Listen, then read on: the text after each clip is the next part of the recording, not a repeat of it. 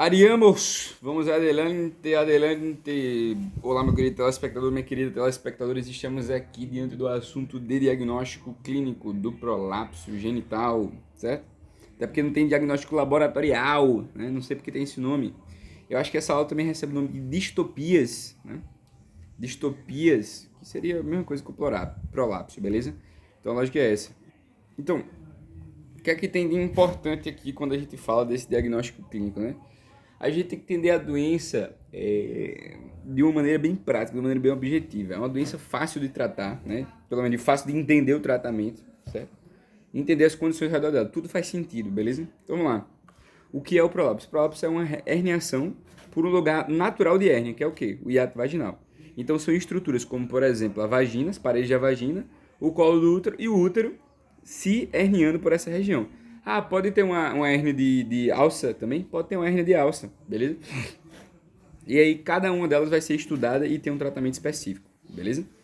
Então, basicamente, a vagina seria, portanto, um ponto de fraqueza para a herniação, certo? Então, se você tem, por exemplo, uma cirurgia, você pode ter uma hérnia incisional, beleza? E você tem as diversas hérnias presentes aí no ambiente do abdominal. Aqui o problema é a vagina. A vagina é um ponto natural de herniação, beleza? E aí qualquer coisa que aumente a pressão abdominal vai provocar, portanto, uma maior chance de prolapso vaginal. Então, uma mulher que pega muito peso, uma mulher que fez vários partos normais, que tem tosse crônica, que tem constipação, que é obesa, todos esses fatores que aumentam a pressão abdominal de cima para baixo, contribuem com o efeito da gravidade, aumentam o risco, portanto, de prolapso genital. Quer dizer que os órgãos pélvicos, incluindo o intestino pélvico, né, eles têm mais tendência a sair, beleza? Então, para que eu mantenha ele na posição original, eu preciso de dois grandes sistemas, o sistema de sustentação e o sistema de suporte, que a gente vai estudar mais na frente, né? Então, todos os deslocamentos das vísceras pélvicas no sentido caudal estão em direção do hiato genital, né? Então, eles estão lutando contra a gravidade. Então, tem uma tendência natural da gravidade, né, de empurrar essas vísceras em direção à hérnia vaginal. E aí, todo o sistema de músculos, fáscias, ligamentos vão permitir, portanto, aí que haja um controle, né, desse prolapso, beleza? Então, a lógica é essa, né? Quando tem falha nesse controle, aí a gente tem, portanto, a ocorrência do prolapso. Uma coisa que é muito importante, né? Muitas mulheres que estão na pós-menopausa, mulheres obesas, têm muito risco de desenvolver isso aí, né? O parto normal é o principal causador, justamente, do prolapso genital, né? Na pós-menopausa, tem um chute que metade das pacientes vão ter esse prolapso. Outra coisa, justamente que muitas mulheres não procuram um médico porque acham que é normal, certo? Muitos precisam de tratamento cirúrgico e tem um risco muito importante, que é o risco de recorrência, né? Então, basicamente, pode dar certo imediatamente, mas como é um processo constante, processo de fraqueza, como a gente vai utilizar em grande parte as mesmas estruturas anatômicas para fazer o tratamento, então, em grande parte, aí esse tratamento ele vai incluir o quê? Vai incluir uma recidiva muito grande, beleza? Deu para entender? Então, essa é a brincadeira que a gente tem que destacar.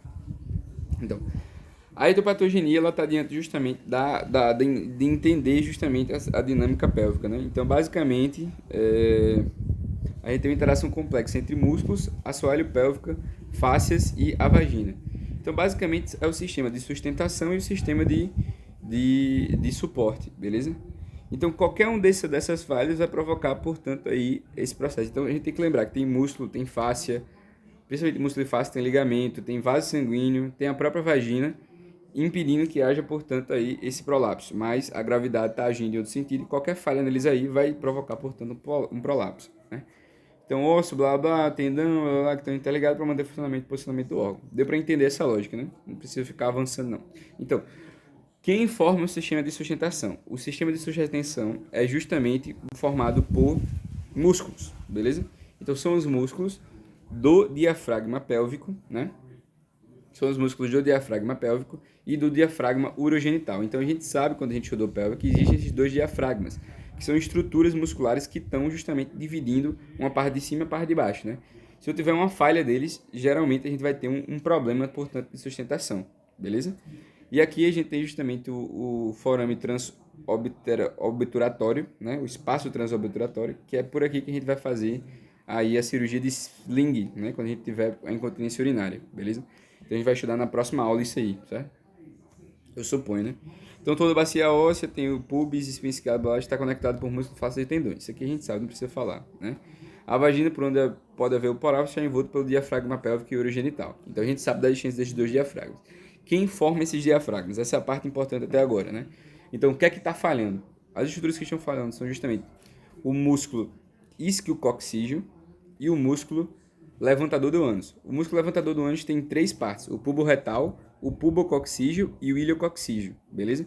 Uma estrutura muito importante que forma esse diafragma pélvico é também o arco tendíneo da pelve, né? Esse arco tendíneo da fáscia pélvica, né? Ele é muito importante porque é nele onde a maior parte dos músculos se fixam, beleza? A gente dá pra ver que tem muita fixação aqui, certo? E aí a gente tem o músculo elevador do ânus, né? 90% justamente desse diafragma aqui é formado pelo músculo levantador do ânus, e a gente tem um pouquinho que é justamente o músculo isquiococcígeo, beleza? Então essa musculatura envolve a vagina para evitar que haja prolapso dos órgãos pélvicos, sustenta a bexiga, reto e sua posição original. Então basicamente é isso, né? O reto, a bexiga e a vagina são sustentados pelo diafragma pélvico. O que vai garantir a forma, a estrutura do períneo na sua posição original é justamente o diafragma urogenital, né? É a musculatura mais externa da pelve, né? Então, basicamente, são essas estruturas que a gente vai tratar quando a gente fizer uma plastia perineal, né? Então, o períneo, é o diafragma urogenital, nada mais é do que a região que sustenta o períneo. Então, um sustenta a pelve, e as estruturas da pelve mais importantes, útero, vagina, reto e bexiga, e o outro sustenta justamente a região do períneo, a região da parte externa da vulva. Então, esses músculos do vulvo, da vulva, do ânus, então esses músculos são os principais aí nesse sentido, né? Quais são esses músculos? Então, a gente tem o músculo isquiocavernoso, né? O músculo bulbo esponjoso e o músculo transverso do períneo, né? Que a gente vê muito quando a gente estuda o períneo, além do músculo do esfíncter externo do ânus, né? Então, esses músculos aqui presentes, eles são fundamentais para formar justamente a base de sustentação. Então, se a gente tiver fraqueza muscular, distúrbio muscular, neuropatias, esses músculos podem estar fracos. E aí, mulheres diabéticas, idosas, né, neuropáticas, elas podem apresentar problema nesse músculo, por exemplo. Beleza? Então, deu para entender esse sistema, né? Então, o sistema de sustentação é formado por diafragma pélvico e diafragma urogenital. O diafragma pélvico, ele segura para cima, né? Contém o músculo elevador do ânus, o isquiococcígeo e aquele anel, o anel da fáscia, o arco tendíneo da fáscia pélvica, arco tendíneo da fáscia pélvica. E também outra estrutura que está aqui presente é a estrutura aí que a gente chama de isquiocavernosa, o bulbo esponjoso também, além também do músculo transverso do períneo, beleza? Deu para entender essa lógica, né? Show de bola. E aí depois a gente tem justamente o famoso sistema de suspensão, né? O sistema de suspensão ele é formado pelo quê? Pela fáscia, né? Pela fáscia e os ligamentos aí presentes, né? Então, enquanto o músculo sustenta, a fáscia segura, beleza? Então a básica é isso, né? Suspende, né? Então, doenças do tecido conjuntivo, você já deve imaginar que doenças do sistema conjuntivo também vão contribuir para a fraqueza dessas estruturas. Tanto é que pessoas que têm doença do sistema conjuntivo, elas devem justamente evitar fazer aí o processo de parto normal, porque elas podem desenvolver facilmente esses prolapsos, ok? Então essa é a lógica. A gente também tem a face endopélvica, né? A gente tem os ligamentos e tem os vasos sanguíneos, né? Então a face endopélvica é a parte mais importante. A gente vai ter justamente a fáscia que está entre o pubis e o colo, né? Que é a fáscia colo púbica, ou pubo cervical, desculpa, a pubo cervical, a fáscia retovaginal e também a fáscia que está entre o útero e a bexiga, que é justamente a face, que é justamente o paramétrio, né? O paramétrio que também é conhecido como ligamento de McEnroe, que a professora falou inclusive na aula. Outros ligamentos importantes são os ligamentos útero-sacral, muito importante, os ligamentos cardinais, o ligamento redondo e o ligamento largo, né? Também vasos sanguíneos, né? Redondo, largo, ligamento largo, útero sacro, né? E a face endopélvica. Então, lembrar da face endopélvica e desses ligamentos, especialmente do útero sacro. Então, basicamente, a gente está dentro do sistema de suspensão aí. Então, é necessário que os dois estejam eficientes, né? Se o músculo que sustenta está ruim, o nosso queridíssimo sistema de suspensão não consegue segurar. Se a sustentação está prejudicada, então também não consegue segurar. Só que tem uma teoria, né, que explica por que nem toda mulher tem justamente essa fraqueza, né?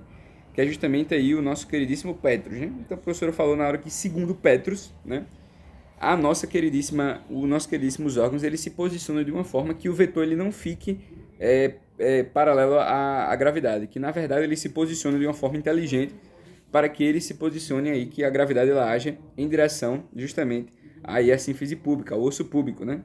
Então, basicamente, tem uma diminuição dessa pressão. Obviamente, quando você aumenta a pressão abdominal, quando você quando você tem alguma alteração anatômica, né? Tanto é que a gente tem uma antoversiflexão do útero no sentido do osso púbico, né?